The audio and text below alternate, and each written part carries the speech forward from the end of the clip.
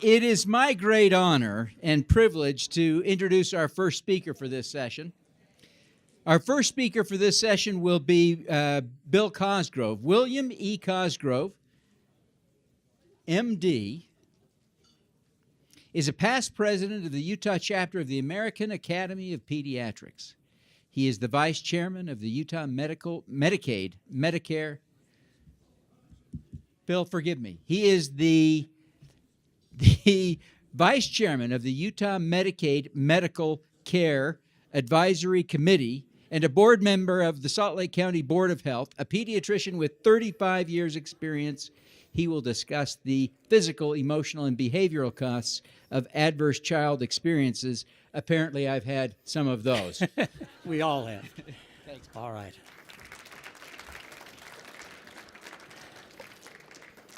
Thank you. I want to first say that I feel privileged and honored to be in a room full of activists, zealots, workers for the good, and essentially the people who have the audacity to make a promise to improve the world.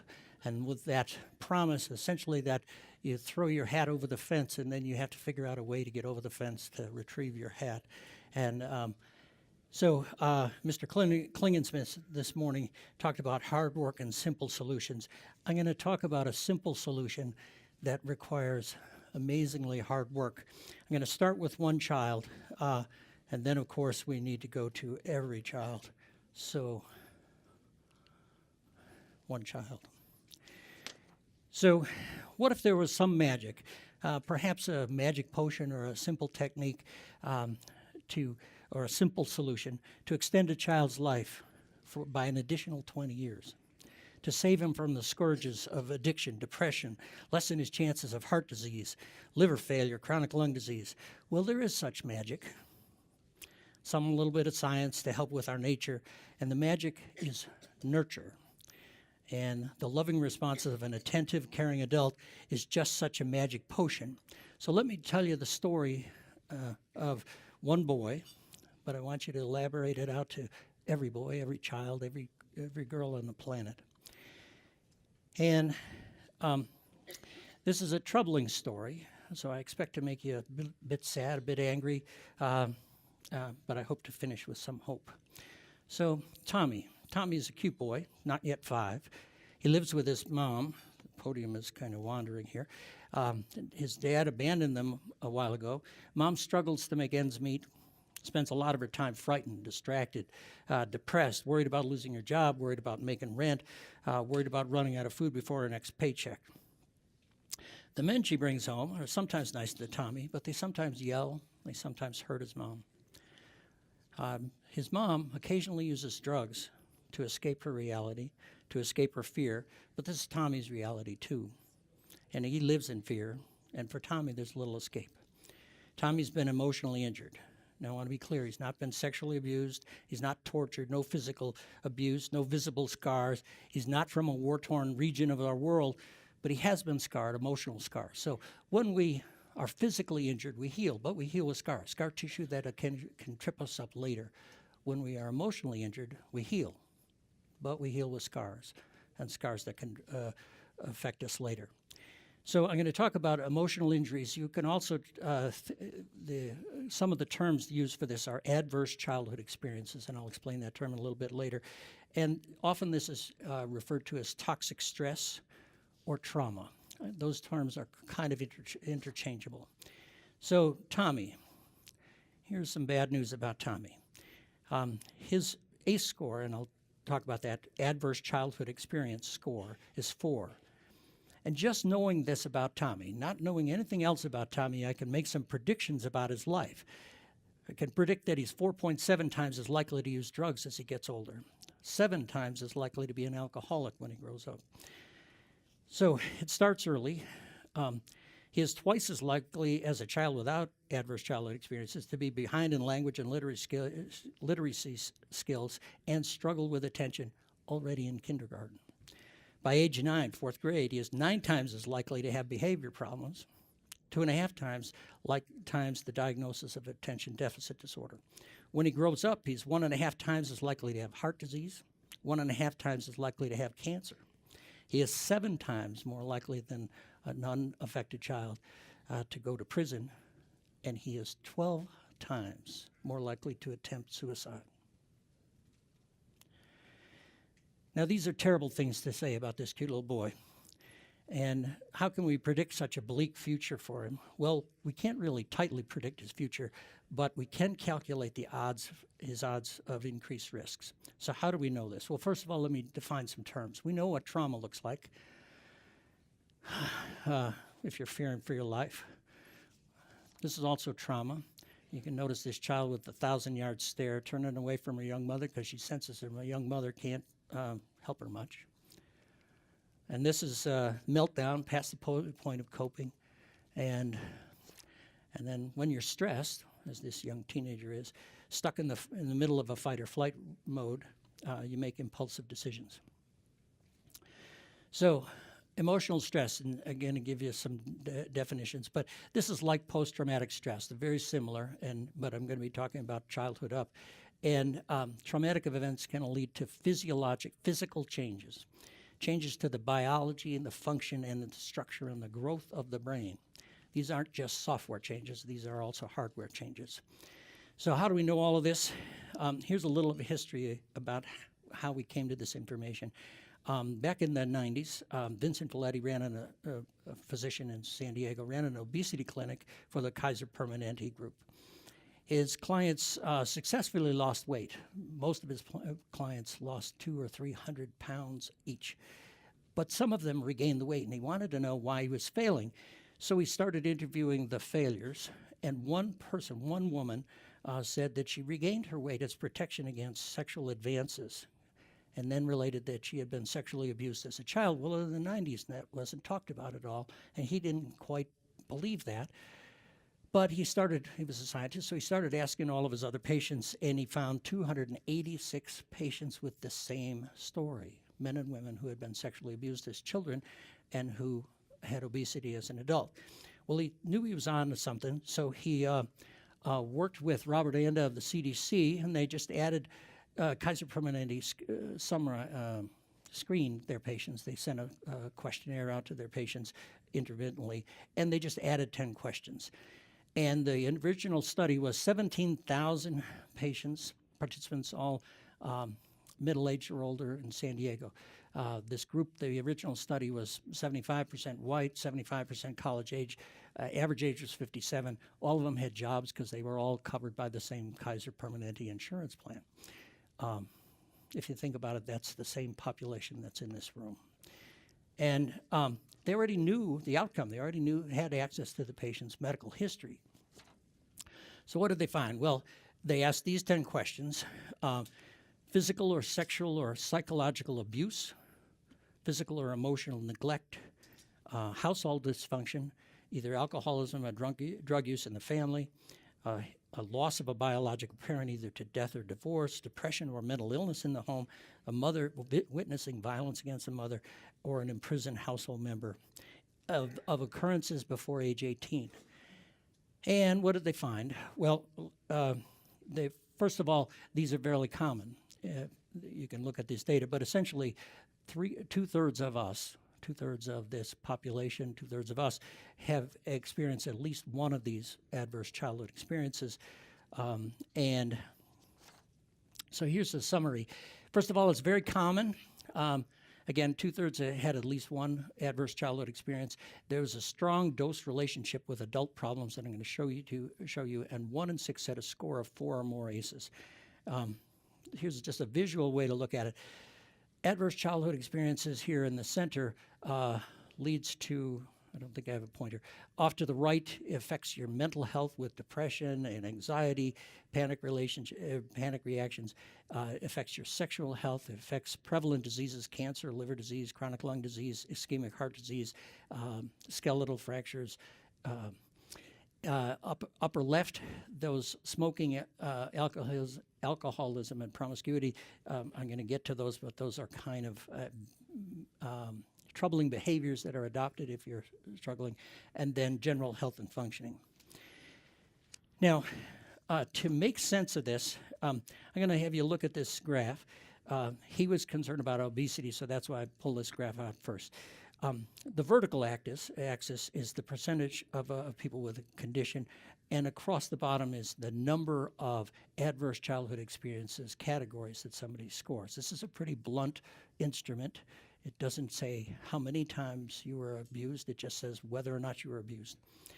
And but as you go across, as if you have 0 adverse childhood experiences, your incidence of having obesity as an adult is about 5%. And when you get to more than 4 experiences, it ends up being close to 12%. And this curve, I'm going to show you a bunch of these curves, but they all follow the same pattern.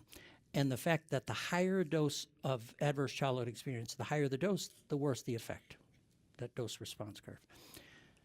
So Tommy had an ACE score of 4, and so we've got, you can kind of look at where 4 is. And these are mental health disorders, and it turns out having an ACE score of 4 triples your risk of chronic depression, doubles your risk of psychosis in the upper right, and it raises your suicide risk from normal, unaffected, not harmed in childhood. The risk is about 1.5%. It increases to 18%, a 12-fold worsening if you've had 4 episodes of experience as a child. Essentially, when you think about that, that's almost 1 in 5 attempt suicide. Now, if you're miserable, if you are uncomfortable because of your history and are emotional distress, you may look for chemicals or food to self-medicate your discomfort. And again, an ACE score of 4 doubles your risk of smoking as an adult, increases your risk of alcoholism, as I already mentioned, 4.7%. Injectable drug risk increases by 12. And bottom right, using food to fix your discomfort doubles Tommy's obesity risk. Now, if you did not feel loved enough as a child, you may later search for that love and acceptance through increased sexual activity. And upper left, it increases 4 or more episodes of adverse childhood experience increases your risk of searching out more than 50 sexual partners.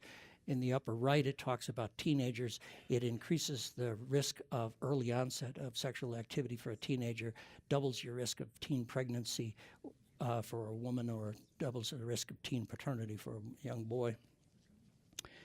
And essentially, adolescents looking for love to ease their emotional pain, but they then may become the parents of that next generation of traumatized children. Now, bottom left, it also increases their risk of being sexually victimized. Now, again, emotional trauma in childhood also increases the risk of perpetrating violence by about 4 times. Now, women who commit violence tend to hurt their children, men hurt their wives. Either way, again, the next generation of children are traumatized. Now, the upper right, the odds of going to prison are increased by 7 times. And this slide, and it's hard to read it, but there was 64,000 juvenile offenders in Florida, and 50% of them had 4 or more ACEs. So there's a real connection here to prison. Anyways, and bottom left, if you're a worker or you hire workers, this doubles your risk of absenteeism, doubles your risk of serious financial problems for employed people, doubles your risk of having performance problems on the job. Again, this affects everybody. Now, we have listed the emotional and behavioral problems that result from ACEs, but there are also physical problems that result. So it doubles your risk of liver disease as an adult, doubles your risk of chronic lung disease, even if you don't choose to smoke. Now, with heart disease on the lower left, there's a fairly high background incidence of heart disease anyway, but it increases your risk by about 50%. And the lower right increases your, it gives you about 1.5 times the risk of cancer. I'll explain how this works later. This is just a different way of looking at the risk, and this darkened area in the middle is the attributed risk. So kind of off to the left about 9 o'clock, adverse childhood experiences are the underlying cause of an estimated 55% of those with anxiety, lower about 3 o'clock, 24% of those with cancer. So this is just another insult to the body, but it's a pretty big one when you kind of summarize that. About a third of our problems as adults can be tracked back to emotional injuries in children. So to sum up here, emotional injuries in children are like lead poisoning. They poison the child. They poison they can lead to lifelong damage to the child's brain, to the child's body, to their mental health, and to the behavior. So how does this work? So I'm going to talk about the mechanisms of how this works, how your biography becomes your biology. How does being ignored or neglected or constantly put down have similar effects to, say, lead poisoning? How does this work? Well, I'm going to talk about 4 mechanisms. I'm going to leave off the social learning part here at the bottom, other than to mention that there is a thing called learned helplessness for children as they go through adolescence. And certainly family patterns can teach the child to respond to challenges with either passivity or aggression. Either one can lead to problems. I'm going to now, but I'm mostly going to talk about the structural, chemical, and epigenetic effects of adverse childhood experiences. The first one is structural changes. Now, first of all, when there's just enormous brain growth from birth to age 2, triples in size. So at birth, the child's brain is about the size of a lemon. Gets to be about the size of a grapefruit, triples in size by the time they're age 2. And it has 100 billion neurons. Now, 100 billion is kind of a large number, so that's approximately the number of trees in the United States, from the Everglades to Alaska. And by age 3, those neurons have enumerated 1,000 trillion synapses. That's even a bigger number. So picture all of the leaves on all of those trees and all of those backyards and parks and forests in the country. Now, this child is an amazing, almost miraculous cluster of possibilities with unlimited potential. Except that's when the harsh reality of biology happens. By adulthood, that child, all of us, each of us, has lost about a third of those neurons and lost about half of those synapses. Now, it's called pruning. The cruel law of biology is either use it or lose it. And if the neurons are repeatedly used, they get strengthened. If they're not, they're discarded, recycled, or lost. Now, you don't get to choose which neurons you keep. You just keep the ones that are used the most. So if Tommy, my little guy there, is talked to a lot, the nerves for language are strengthened and kept. If Tommy spends a lot of time in fear, the nerves for fear are strengthened and kept. Now, here's a picture of a Romanian orphanage. You probably can't read the title here, but this is called the Institute for the Unsalvageable, which is a pretty depressing way to call any of your institutions. Anyways, these orphans were well fed, kept clean and dry and warm, but they were not read to, they were not played with. Here's a CT scan on the brain on the left is a normal 3-year-old brain. The brain on the right is one of those orphans, 3-year-old orphan from Romania. Your experiences shape your brain. Striking. Now, another structural thing is telomeres, and I'm not going to get into this very far, but toxic stress also shortens your telomeres, the feathery ends of each chromosome, which allows them to be replicated. The shorter the telomeres, the fewer times the chromosome can replicate, and the shorter your lifespan.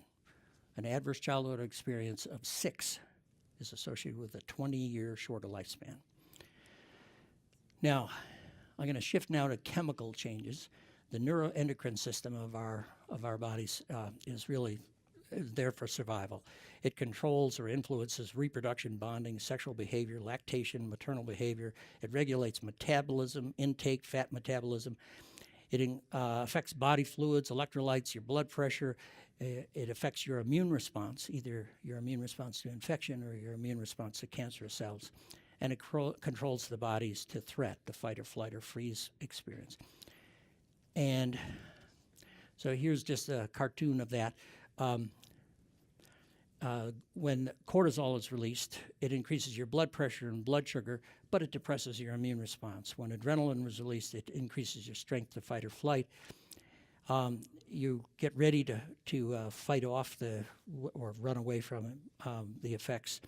And so picture yourself out on one of our mountain streams. You just caught yourself a fish, and then you look up across the creek, and here's somebody coming for your fish. When we encounter a bear, our neuroendocrine, our fight or flight response kicks in. Cortisol and epinephrine surge. Our blood pressure jumps up. Blood sugar goes up. We pump more blood to our muscles and to get ready to either fight that bear or hopefully to run away.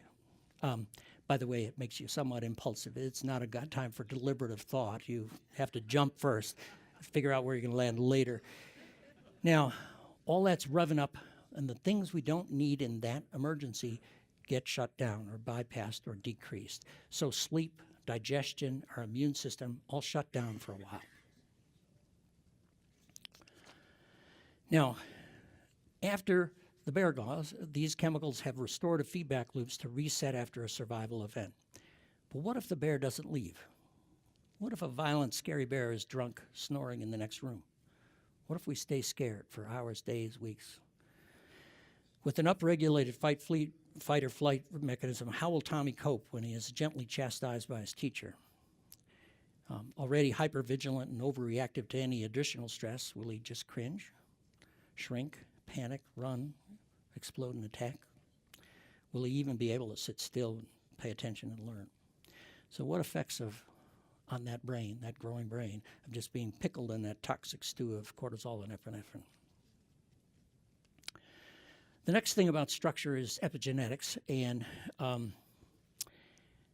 we're talking about chromosomes. Chromosomes are sort of the set of blueprints that we use to build our cells, to repair our cells. And if you picture blueprints for a house, this house, the contractor in the basement who's doing the plumbing doesn't read the whole set of blueprints. He just reads the blueprints needed for the plumbing. The guy building the roof just reads the roof pages of the blueprints. Well, epigenetics is the control system of which portion of our chromosomes get read. So each cell in our body has a full set of chromosomes, 20,000 genes, and there are controllers called histones and methyl groups that just switch on or switch off or upregulate or downregulate which genes. And you guessed it, our early experience affect that modulation. So if a child has an emotional injury, some of the epigenetic changes can upregulate the genes responsible for our fight or flight response. You can think of that as leaving the child chronically hypervigilant in a switched on state. Now, this is probably more than you want to know, but picture our chromosomes as a sweater. In order for that to be read, first of all, the yarn has to be unraveled, and then further, the individual fibers in that yarn have to be unraveled, and when they're unraveled, then they get read, and that makes proteins that affects everything else about our body. But the histones and methyl groups help to unravel the parts so that they get read. So enough of that. So, is this hopeless for our Tommy? Is a child who has lived through adverse childhood experiences doomed to a life of awful consequences? No, we're talking about statistical risks. Now I'm guessing that there's at least a few of you who don't like statistics, so I'm going to try to give you a visual here. Picture a large playing field, perhaps a soccer field, stretched out for Tommy to run across, to play on, to live his life on, to have fun on. Only Tommy's soccer field is now war-torn. It's been bombed. So there are now potholes to trip him up, and rubble and sinkholes to threaten him, shrapnel to cut him, maybe even unexploded bombs to shorten his life. Now, he may well get through his life completely unscathed and unharmed, but the odds have been skewed against him. So I'm a pediatrician. Prevention is the issue here. And to prevent to prevent some of the adverse consequences of these, we need to build resiliency, and that's kind of the ability to bounce back from an adverse event. We can't protect him completely. We'd like to, but we can't. So to build resiliency, every child needs at least one adult who loves them, accepts them for who they are, who reacts to the child and shows the child that he's important. Sort of unconditional love. I love you anyway, even though your behavior is kind of screwed up. Anyways, and the American Academy of Pediatrics sort of talk about this as serve and return. I'll get back to that, but somebody to respond to the child, just that response kind of can build the child's strength. And obviously, reading with the child. You talked before, this morning about reading, and when you're reading, you don't read to the child, you read with the child. Don't read at the child. Anyways, because it's a responsive thing. It isn't what's in the book, it's the connection between you and that child that makes a difference. And then obviously you need to respond quickly to the child's needs. So here is the green lines here are what we hope for every child, kind of the normal behavior. And even a normal child, it's a simple goal, but we need a lot of work. He needs anticipatory guidance, somebody to read with them, appropriate discipline, learning to self-regulate his emotions, health services, and preschool. The gold line here is a child who's sort of at risk, and they need more. They need more work. They need interactions with the parents, helping the parent to be more responsive. Again, responsiveness is the magic here. Needs some language stimulation, high quality early childhood education. That's expensive and hard to come by. For the red line, this is a child who's already struggling, already having trouble emotion. This is the child who gets expelled from preschool for biting the other kids. And home visiting is a wonderful program, if you can afford it, to kind of help that child in his own environment. I'm going to talk about investment here. This is James Heckman is an economist who's studied early childhood education and preschool. And off to the left here is where these are returns on investment. A lot of you guys are businessmen. This is return on investment. Well, if you invest early, you can get the best return. And turns out that over time, the programs targeted toward the earliest years, 0 to 3, the estimate is somewhere between $15 to $18 return for every dollar invested. By the time it gets down to preschool, you get about $5 or $6 return on investment. By the time you get through high school and you do some remedial work and you do college and you do retraining, you're lucky to get $1 worth of return on your dollar investment. So earlier is better.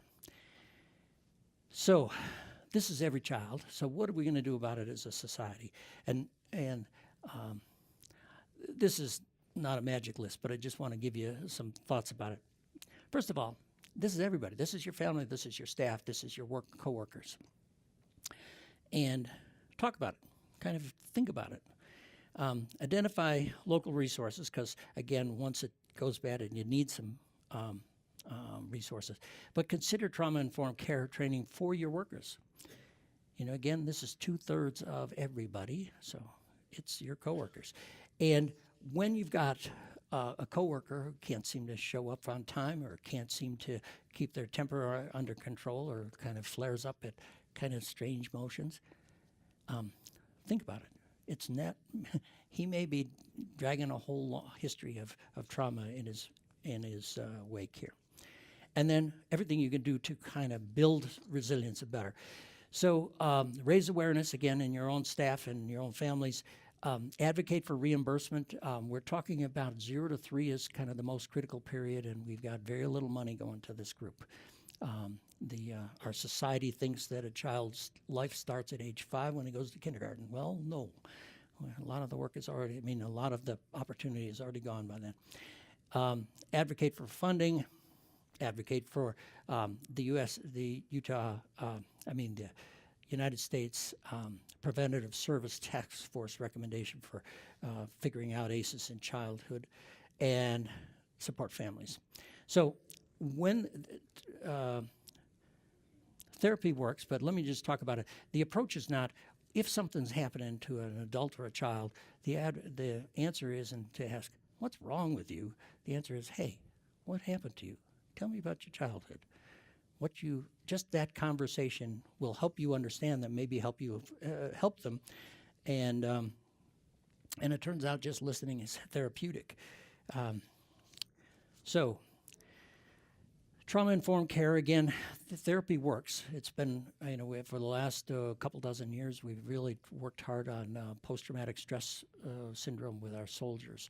And this is the same thing. So it works. The first thing is relationships, connection. And as you do outreach, it's the human-to-human connection that makes the difference. The second thing is safety. A lot of these people, adults that live in fear. They don't know why they're afraid. They're afraid from something that happened to them at age 7 or age 5. They may not even remember what happened to them, but they end up living in fear. And giving them a safe place, emotionally safe place, is helpful. Respect them, and then obviously teach and reinforce good behavior. So the best trauma-informed care is a safe relationship, and that can be for a child. That can be a mother. It doesn't have to be a mother. It doesn't have to be a parent. It can be the neighbor lady. It can be a teacher. The relationship helps to bring the emotions back into regulation, and safe, predictable, consistent relationships. So, if you know a child like Tommy who's dealing with stress, or an adult survivor, understand, first of all, that they're probably doing the very best thing they can today. Given their history, given their baggage, they're probably bringing you the best Tommy they can be today, even if that means biting the other children. And listen, sort of accept who they are, and resist judgment, and just give them that emotional safety to support. So in the big nature versus nurture debate, what we become depends greatly on nurture. A child's future depends on being nurtured by the adults in his life. A nurturing adult, doesn't have to be the parent, can build the child's resilience before any injury or help him heal after an injury. But so when a baby reaches out, someone there has to be there to reach back. When he coos, someone there to coo back. A caring adult who smiles back. This serve and return, responding to the child's own reactions, builds the child's sense of power. Teaches him that he has an effect on the world. He can make his mom smile. Builds his strength and his resilience, and coaches him to be able to learn to self-soothe his own emotional storms. And that resilience may allow him to bounce back from an emotional injury. At the beginning of this talk, I mentioned the wish for a magic potion. Well, there is such magic. Again, that gave him 20 years of his life. Some science, backed up with science, to help with the nature.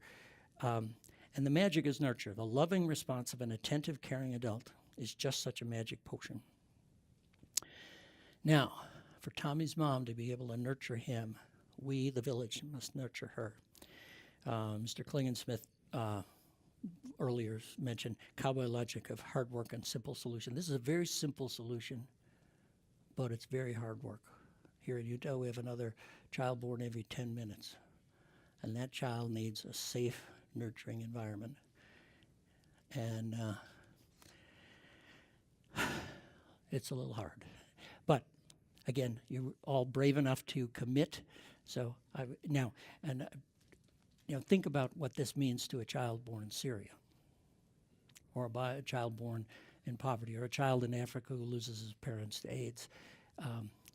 They are injured, and we have to see them as injured and not be frightened by that, but be empowered by the fact that we have to work hard to do this.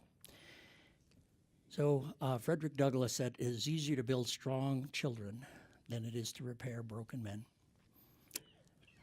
I thank you for your attention.